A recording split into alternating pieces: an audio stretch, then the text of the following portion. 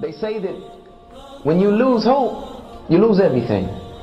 When you give up hope, you've lost everything. So there's always hope. When you have hope, you have everything, man. When you have hope in Allah subhanahu wa ta'ala, you have everything, man. You have everything that you could ever possibly need. I don't care who likes me. I don't care who respects me. If I have favor with Allah subhanahu wa ta'ala, man, forget you. Seriously. I don't need you to give me my dignity. Allah subhanahu wa ta'ala has given it to me.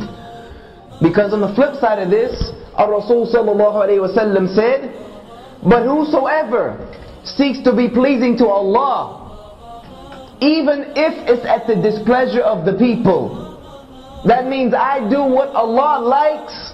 I don't care who likes it. I don't care if my boss doesn't like it. I don't care if my neighbors don't like it. I don't care if my family doesn't like it. I don't care if my wife doesn't like it. I don't care if my parents don't like it. I don't care who doesn't like it.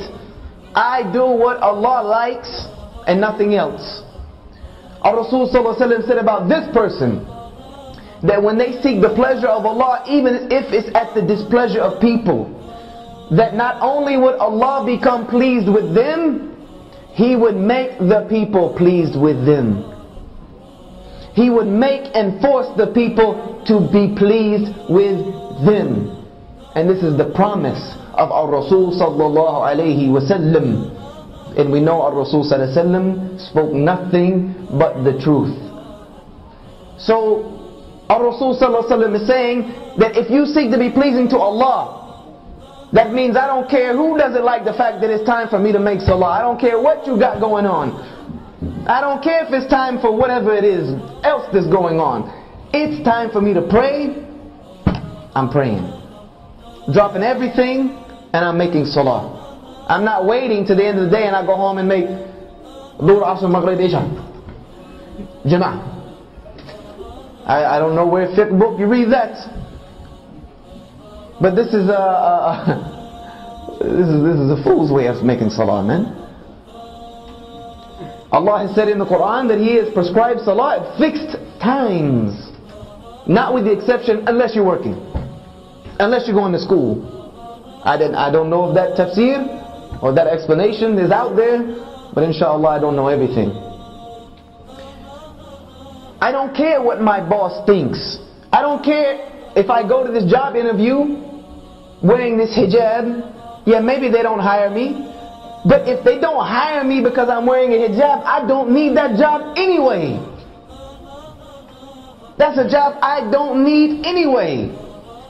Because if they don't want me to wear a hijab, they certainly not going to let me pray. They certainly not going to let me go to Jummah. They certainly not going to let me do anything that resembles the action of a Muslim. So why would I even waste my time? That to me I would wear it everywhere, every job interview I went, just to see if this is a job I want to take or not. If you hire me with this, then maybe we might be able to work with something. Or you don't want to hire me because I have a lihya. Or I'm telling you that on Fridays I have to go to Jummah. They're like, oh wait a minute, Friday is Jummah. Come on man, this is the middle of the day, you can't just leave work. Be like, look here man, I'll work morning time, I'll work night time, I'll work overtime, I'll work weekend time, I'll work Christmas, Thanksgiving, New Year's, I'll work any other time, but Friday at noon is Allah's time. See ya. I'm out of here. No matter what you say. When we begin to think like this, Allah subhanahu wa ta'ala will begin to change your life, and He will begin to change our condition. And I'm not telling you this just from reading it in some books. I'm telling you this because I have put it to the test over and over and over again. I wouldn't be here right now doing what I'm doing if I didn't put it to the test.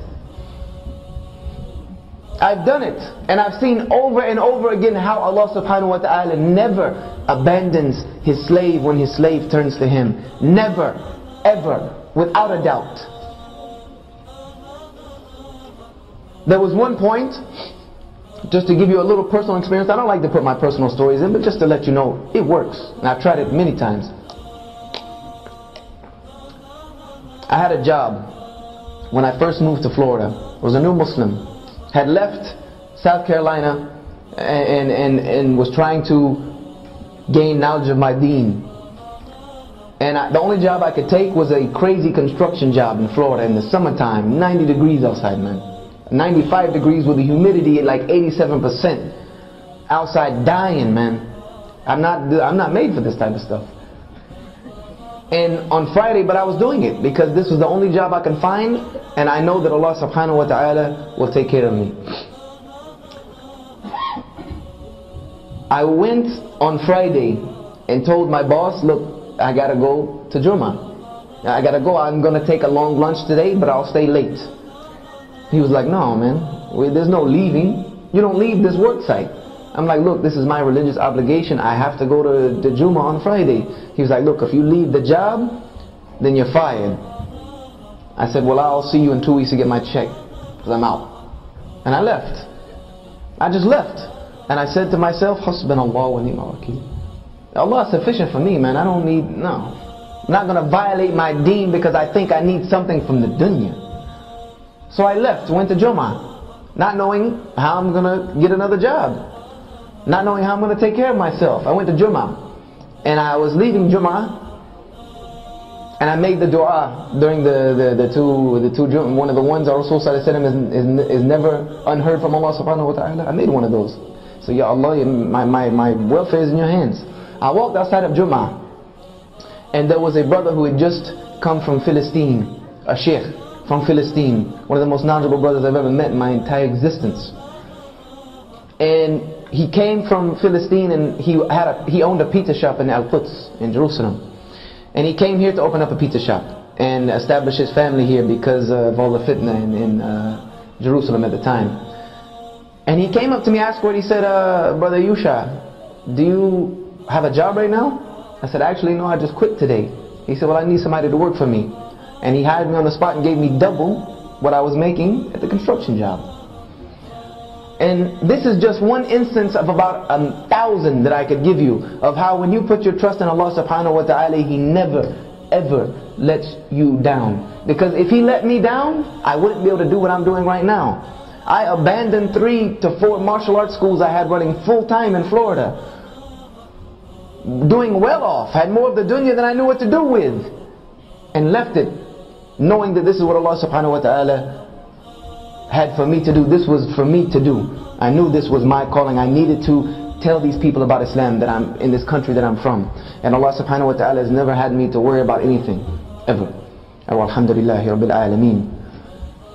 When we begin to think like this, that we want to please Allah subhanahu wa ta'ala more than anything else, then Allah subhanahu wa ta'ala will look at us and begin to love us again.